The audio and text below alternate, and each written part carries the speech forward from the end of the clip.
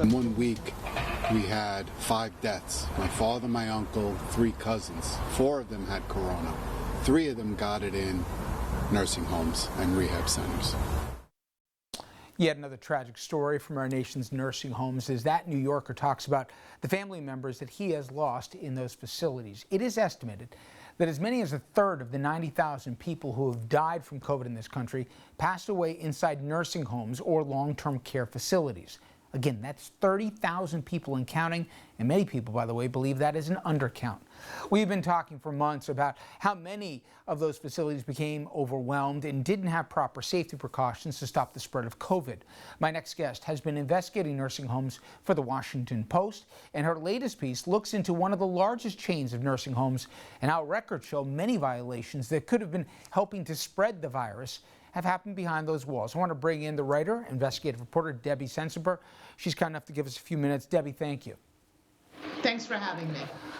Now, hardly this is the only nursing home that's had problems, but as you focused in your piece, Life Care Centers of America, one of the biggest chains. In fact, Kirkland is part of that network, even though some of the numbers you go into aren't even about Kirkland.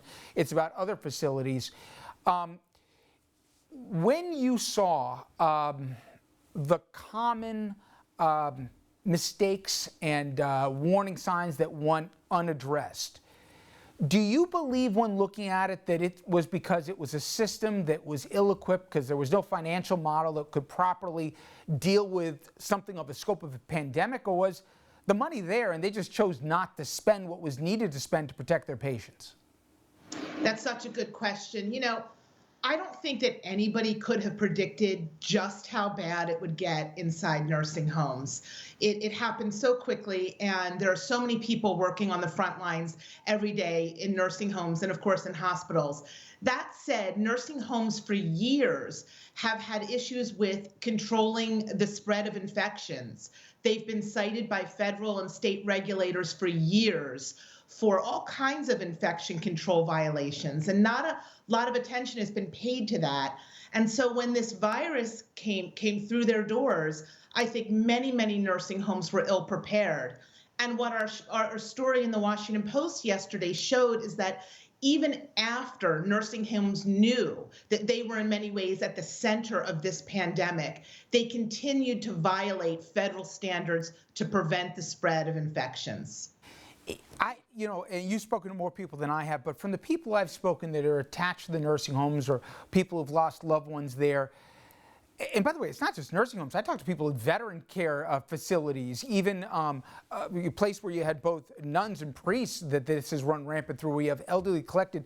It's almost like this dirty little secret. People know the conditions there are not as sanitary as they need to, but this is a population that people don't want to take on, and they'll let the nursing homes have it, and if not, look the other way, not crack down as much as they needed to. This is not a shock to a lot of people who follow this closely that has gotten to this point, is it? Yeah, you know, we've been hearing since our stories, we've been running a bunch of stories, but from family members who say exactly what you just did, that this kind of thing has been going on for years, that the quality of patient care is not where it should be. And yeah, it's sad to quote one of the watchdog groups I spoke to, these men and women in nursing homes were sitting ducks. They really were, because even after the spread of infection, even after people started to get sick and die, not just patients, but caregivers, what we found is that some nursing homes are not enforcing social distancing. They're not making sure that staff wash their hands or wear masks and other personal protective equipment. So it really is, in many ways, an emergency situation. And to me, and I don't know if you found the same, I think a cheap shot that's happened of this is, I've heard people say, well, why didn't the family members say anything? Why didn't they speak up? Well, first of all, they weren't allowed within the doors once COVID broke out, but there's not that many avenues to turn to as well. And you spoke and interviewed in your piece, and I thought some really powerful stories about people that continue to work there, even though, as they said, they were surrounded by COVID from all sides. One of them telling their family, whatever you do, please don't put me at the end in a place where I work. They were outgunned in every way, these people on the front lines. They really were. And so many of them continued to go to work and they continued to work with patients. You know, these are frontline caregivers. And yes, yes, we've documented problems, but many of them really care about the people they're working with, but they continued to go to work.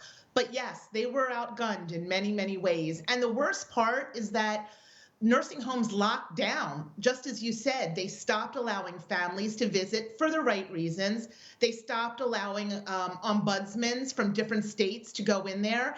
And some families couldn't even pull out their loved ones, even after the virus started sweeping homes. So they were staring in through glass windows, just begging doctors and nurses and other caregivers to help. It's just tragic. I want to play a soundbite from you. Now, I do the disclaimer. I think Governor Cuomo in New York has done a phenomenal job overall with this crisis, even facing a lot of headwinds coming from the nation's capital at times. But as it relates to nursing homes, and I don't think he's alone in this, I think that they've been a little late to the party. I want to play a clip in terms of him acknowledging the death toll, but again pointing where accountability should or shouldn't stop. We lost 139 people yesterday in hospitals. Who is accountable for those 139 deaths? Who can we prosecute for those deaths? Nobody. Nobody. Older people, vulnerable people are going to die from this virus. You can have a situation where everyone did the right thing and everyone tried their best, and people still die.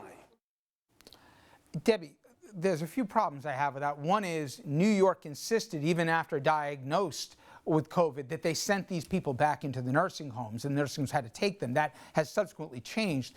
But also, they put into the latest budget here a liability shield, which to me at least, and you're closer to it than I am, if you're really looking to incentivize change, you're not going to let somebody not have to worry at all here about accountability if, again, they don't have the right amount of PPE or protections, testing, et cetera.